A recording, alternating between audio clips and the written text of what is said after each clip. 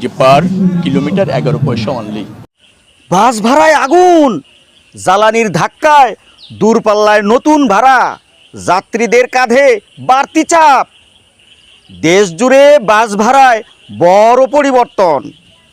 জ্বালানির তেলের দাম বাড়ার পর নতুন ভাড়া নির্ধারণ করেছে বাংলাদেশ সড়ক পরিবহন কর্তৃপক্ষ। একটু তেলের দাম বেড়েছে, ডিজেলের সামান্য বাড়িয়ে একটু সমন্বয় করার চেষ্টা করেছে, অথবা সমন্বয়টা অনুমোদিত। আপনি যে বলেন তেলের দাম কমলে ভাড়া কমবে, এটা নিয়ে কোনো অসন্তোষ থাকার কোনো সুযোগ নেই। জনগণ সেটা ইতিবাচকভাবে নিয়ে আমাদের সিদ্ধান্ত এরকম যে তেলের দাম বেড়েছে, ডিজেলেরটা কিলোমিটার অতটুকু তারা ভাড়া বেশি নিতে পারবে, মানে অনুমোদিত অথবা সমন্বয়টা অনুমোদিত, আপনি যে ভাষায় বলেন। আর যেটা গ্যাস চালিত তাতে যে ভাড়া আগে বহাল ছিল সেটাই। ডিজেল চালিত গাড়ির ভাড়া সব পক্ষের সাথে আলোচনা করে সর্বসম্মতিতে সর্বনিম্ন ভাড়া বৃদ্ধিটা নিশ্চিত করেছে। আপনারা জানেন পার কিলোমিটার 11 পয়সা অনলি।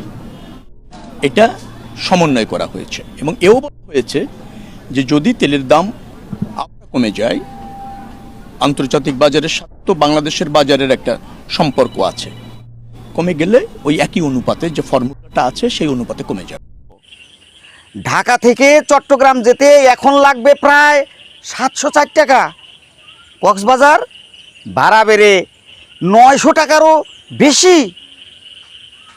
সবচেয়ে দীর্ঘ রুট টেকনাফ, ভাড়া 1047 থেকে 1335 টাকা।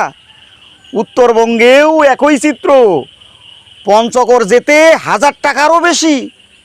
সরকার বলছে জ্বালানির দাম বাড়ার কারণেই এই সমন্বয়, কিন্তু প্রশ্ন হচ্ছে এই বাড়তি চাপ কে সামলাবে?